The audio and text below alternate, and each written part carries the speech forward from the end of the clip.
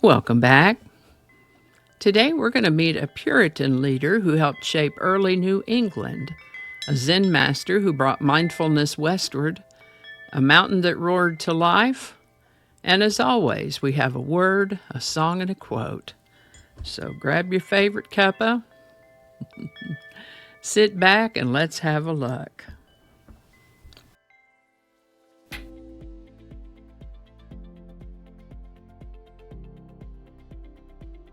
Hi there, and welcome to this day in history for May 18th. May 18th is the 138th day of the year in the Gregorian calendar, 139th in leap years, with 227 days remaining to the end of the year. Today's word is salient.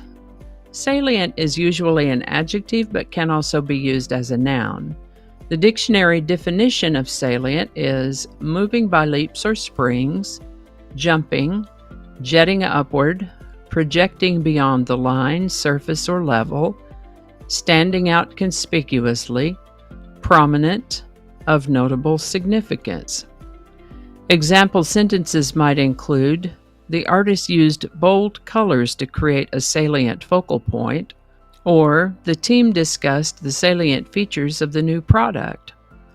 As a noun, salient means a thing that projects outward or upward from its surroundings.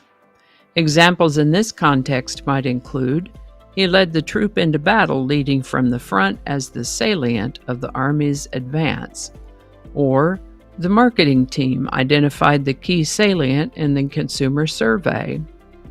The word salient comes to us from Latin. First known use of the word salient is 1646 as an adjective and 1828 as a noun. And with that, John Winthrop was part of the Puritan religious movement that began migrating to America in the 1620s and was himself part of the group that founded the settlements that would become Boston, Cambridge, Roxbury, Dorchester, Watertown, Medford, and Charlestown. They had been granted a royal charter for the Massachusetts Bay Colony, permitting them to develop and govern the area, and on May 17, 1631, John Winthrop took the oath of office and became the first governor of Massachusetts. This is the birthday of Shunryu Suzuki, born May 18, 1904. Often called Suzuki Roshi, he helped popularize Zen Buddhism in the United States and is known for founding the first Zen Buddhist monastery outside of Asia. There's a very popular book about his teachings on Zen and Buddhism called Zen Mind, Beginner's Mind. He lived to the age of 67. There's a volcano called Mount St. Helens in Skamania County, Washington. Mount St. Helens started acting up in March of 1980, and authorities evacuated all who would go.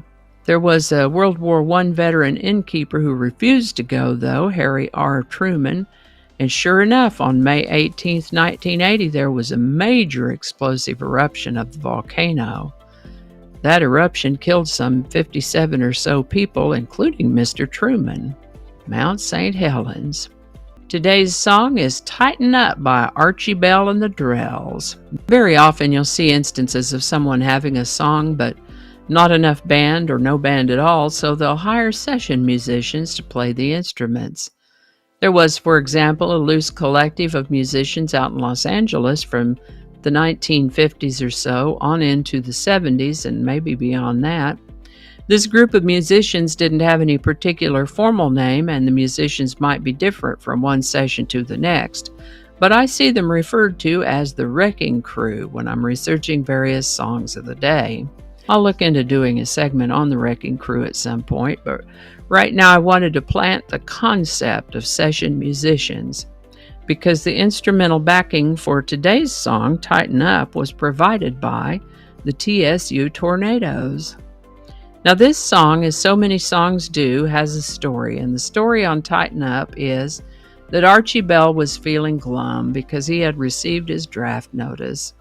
As I say this, it occurs to me that some of my audience might not know what that means, so we'll take a little side trip to explain it as briefly as I can. It is that the United States was involved in the Vietnam War in the 1960s, and they needed more soldiers than they were getting. So the draft had been reinstated to conscript young men aged 18 to 25 into military service. One was required to register with the Selective Service upon their 18th birthday, and that may still be the case, but we don't hear about it so much anymore. So a young man was required to register for the draft when he turned 18, and he might be called up at any time until the age of 25 or so, the draft. Archie Bell had registered as required and was feeling down because he'd received his draft notice. His buddy Billy Butler was trying to cheer him up and showed him the Tighten Up dance. The song grew out of that, and they recorded it in 1967, and Archie Bell was indeed drafted, began serving in Vietnam. But while he was away, Tighten Up got a good bit of airplay in the Houston area and became a local hit. This caught the attention of Atlantic Records, who released it widely in April of 1967, and here we are just the next month. Tighten Up is at number 1 on the Billboard Hot 100 for the first of 2 weeks. Tighten Up by Archie Bell and the Drells. Link in the description. How about that? History has a way of reminding us how everything is connected, doesn't it? Governors and monks, musicians and mountains. Some moments erupt, others unfold quietly, but all of them shape the world we live in today. I want to just take a moment to say thank you for spending a few minutes of your day with me. Now for today's quote, we have one from Shunryu Suzuki, and it is, "In the beginner's mind there are many possibilities, but in the expert's there are few." Shunryu Suzuki. All righty, y'all take care. Be good to each other. I'll see you next time. And I think that's going to do it for us today. Thank you so much for watching. Consider subscribing if you haven't already. Feel free to share this video with a link in your email, messaging, or social media.